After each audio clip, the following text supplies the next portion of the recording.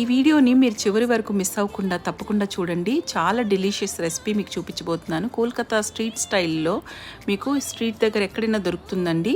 ఇది కోల్కతాలోని తడకా అంటారు, ఎగ్ తడకా అంటారు. చాలా చాలా టేస్టీగా ఉంటుంది. మనం ఇంట్లో చేసుకునే విధానం చెప్తాను. దీనికోసం మనం పెసలు ఉంటాయి కదా, పెసలు చక్కగా ఉడకబెట్టేసి నానబెట్టి ఉడకబెట్టేసుకోవాలండి 2-3 విజిల్స్.